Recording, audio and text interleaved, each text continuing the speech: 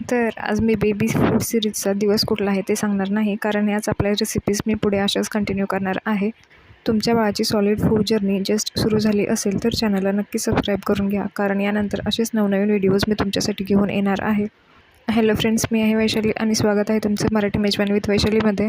तर आज मी केळी आणि खजूर वापरून कुठल्या 2 हेल्दी डिश तुमच्या बाळासाठी बनवल्या आहेत ते पाहूयात. रेसिपी बनवत असतानाच केळी आणि खजुराचे बाळाच्या आरोग्यावर होणारे फायदे, तसेच केळी आणि खजूर बाळाच्या डाएटमध्ये ॲड करत असताना कुठली काळजी घ्यायची, या सर्व गोष्टी तुम्हाला चांगल्या प्रकारे एक्सप्लेन करून सांगणार आहे. सो व्हिडिओ पूर्ण बघा, मध्येच स्किप करू नका. चला तर मग आज आपण आपल्या पहिल्या रेसिपीला सुरुवात करूया. 2 ते 3 तासापूर्वी मी इथे छोट्या आकाराचे 2 ते 3 डेट्स भिजायला टाकलेले. त्याचे सीड्स काढून मी एका मिक्सरच्या जारमध्ये ॲड करून घेते. व्हिडिओ बघत असताना एक गोष्ट नेहमी लक्षात ठेवा, जेव्हा किंवा मी कुठल्या रेसिपीमध्ये शुगर आणि सॉल्ट ॲड करत असेल तर ती रेसिपी 1 वर्षाच्या पुढील बाळासाठी असेल. 1 वर्षाच्या आतील बाळासाठी जर का तुम्ही रेसिपीज बनवत असाल तर शुगर आणि सॉल्ट पूर्णपणे अवॉइड करा. आता मी इथे अर्धी केळी घेतली, त्याला बारीक कट करून त्याच मिक्सरच्या जारमध्ये ॲड करून घेते. आता इथे मी ही रेसिपी 6 महिन्याच्या पुढील बाळासाठी बनवते, त्याच्यामुळे याच्यामध्ये दुसऱ्या कुठल्याही गोष्टी ॲड करायची गरज नाही. हे दोन्ही पदार्थ नॅचरली स्वीट असतात, त्यामुळे बेबी याला इझिली ॲक्सेप्ट करेल. आता हे सर्व मिक्सरच्या भांड्यातून मिक्स करून घेतल्यानंतर आपली पहिली डिश बनवून तयार झालेली आहे. फक्त 5 मिनिटांची ही रेसिपी आहे, तितकीच हेल्दी आणि बेनिफिशियल देखील आहे. आता मी थोडेसे डेट्स आणि केळीचे फायदे तुम्हाला सांगते. प्लेन डेट्स किंवा ज्याच्यामध्ये डेट्स असतात अशा रेसिपीज जर का तुम्ही तुमच्या बाळाला दिल्या तर कॉन्स्टिपेशनचे इश्यू कमी होतात, कारण डेट्समध्ये चांगल्या प्रमाणामध्ये फायबर्स असतात. प्लेन डेट्स तुम्ही पूर्ण दात आलेल्या बाळाला किंवा 1 वर्ष पुढील बाळाला द्या, कारण लहान बाळाला जर का दिले तर ते घशात अडकण्याचे चान्सेस जास्त असतात. याच्यामध्ये हाय फायबर असते, त्यामुळे तो एक एनर्जीचा चांगला सोर्स आहे. आणि दुधामध्ये चांगल्या प्रमाणात कॅल्शियम असते, जे की तुमच्या बाळाच्या बोन हेल्थसाठी खूप इम्पॉर्टंट असते. डेट्स फक्त बाळासाठीच नाही, तर ज्या कोणी प्रेग्नंट लेडी असतील त्यांनीही त्यांच्या प्रेग्नन्सीच्या पूर्ण जर्नीमध्ये डेट्स घेतले पाहिजेत. इथे मी तुम्हाला डेट्सचे काही फायदे सांगितलेले आहेत. यानंतर तुमच्या बाळाच्या डाएटमध्ये जर का तुम्ही खजूर ॲड करत असाल तर कुठली काळजी घ्यायची तेही सांगणार आहे. पण त्याआधी आपण आपली दुसरी रेसिपी बघूया. एका मिक्सरच्या जारमध्ये मी 1 ते 1.5 केळी बारीक कट करून घेतली, सोबतच 2 चमचे पिठी साखर मी ॲड करून घेतली. रेसिपी मी 1 वर्षाच्या पुढील बाळासाठी बनवते. 1 वर्षापासून पुढे 3-4 वर्षापर्यंतची मुलं याला आरामात खाऊ शकतात. म्हणूनच या रेसिपीमध्ये मी पिठी साखर ॲड केली आहे. तुमचं बाळ लहान असेल, 1 वर्षाच्या आत असेल तर पिठी साखर पूर्णपणे अवॉइड करा. दुसऱ्या बाजूला मी एक काचेचा बोल घेतला आहे, ज्याच्यामध्ये मी गव्हाचं पीठ ॲड करून घेते.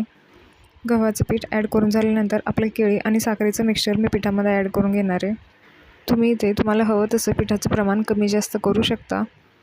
साखर आणि केळीचं मिक्सचर ॲड करून झाल्यानंतर याच्यामध्ये चवीसाठी मी थोडीशी वेलची पूड ॲड करून घेतली.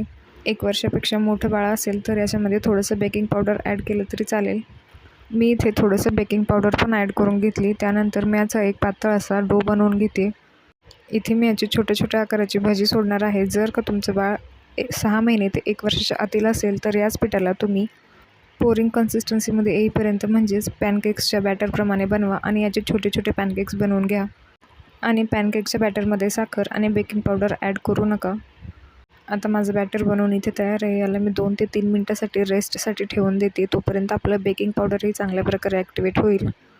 दुसऱ्या बाजूला मी इथे तेल गरम करायला ठेवले, ज्याच्यामध्ये मी भजी सोडणार आहे. आता या तेलामध्ये याची मी छोटी छोटी भजी सोडते. ही फक्त लहान मुलांसाठीच नाही तर मोठ्यांसाठीही चांगली रेसिपी आहे. इथे मी तुम्हाला तोपर्यंत केळीचे काही फायदे सांगते.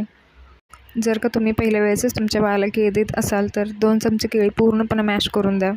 नंतर तुम्ही पोर्शन साईज वाढवू शकता. 7-8 महिन्याच्या बाळाला एक छोट्या साईजची केळी दिवसभरात तुम्ही देऊ शकता. 7 ते 12 महिन्याच्या बाळाला 80 mg फोलेट आणि 275 mg फॉस्फरसची गरज असते, जे की केळीमधून चांगल्या प्रमाणामध्ये तुमच्या बाळाला मिळते. केळी कार्बोहायड्रेटचा एक चांगला सोर्स आहे, ज्याने की तुमच्या बाळाला इन्स्टंट एनर्जी मिळते. बाळाला लागणारे इसेन्शियल न्यूट्रिएंट्स केळीमध्ये भरपूर प्रमाणात मिळतात, जसे की folate, vitamin B6, vitamin C, potassium. आणि हे सर्व एकत्र मिळून काय करतात तर तुमच्या बाळाची नर्वस सिस्टीम चांगली करतात, त्यांच्या स्किनची हेल्थ चांगली सुधारवतात. तसेच आयरन ॲब्झॉर्प्शन वाढते आणि BP मेंटेन राहतो. तसेच केळीमुळे बाळाचं वेट गेनही लवकर होते. आता हे 2 पदार्थ तुमच्या बाळाच्या डाएटमध्ये ॲड करत असताना कुठली काळजी घ्यायची हे मी तुम्हाला सांगते. केळी पूर्णपणे बेनिफिशियल असते, त्यामुळे केळी देताना जास्त काही काळजी घ्यायची गरज नाही, कारण त्याच्यामुळे बाळाला कुठलाही धोका होत नाही. पण जर का तुम्ही खजूर ॲड करत असाल तर तुम्हाला थोडीशी काळजी घ्यायची गरज आहे. खजूर बाळाच्या घशामध्ये अडकू शकतात, त्यामुळे ती चांगली पेस्ट करूनच त्यांच्या डाएटमध्ये ॲड करा. सोबतच खजुराचा ग्लायसेमिक इंडेक्स जास्त असतो, म्हणजेच याच्यामध्ये शुगर जास्त असते, त्यामुळे कमी प्रमाणात द्या. NHSच्या म्हणण्यानुसार सुरुवातीला 1 खजूर द्या, त्यानंतर हळूहळू त्याची क्वांटिटी वाढवा. आता आपल्या दोन्ही रेसिपीज तयार आहेत. होपफुली तुम्हाला या दोन्ही रेसिपीज आवडल्या असतील. तुम्हाला व्हिडिओमधून थोडीशी जर युजफुल माहिती मिळाली असेल तर चॅनलला नक्की सबस्क्राईब करा. इथपर्यंत व्हिडिओ बघितला आणि व्हिडिओ आवडला असेल तर व्हिडिओला लाईक, शेअर आणि चॅनलला सबस्क्राईब करायला विसरू नका. तुमचे काही सजेशन्स असतील तर तेही कमेंट बॉक्समध्ये नक्की सांगा. लवकरच भेटूया एका नवीन रेसिपीसोबत. पूर्ण व्हिडिओ बघितल्याबद्दल तुमचे खूप खूप आभार.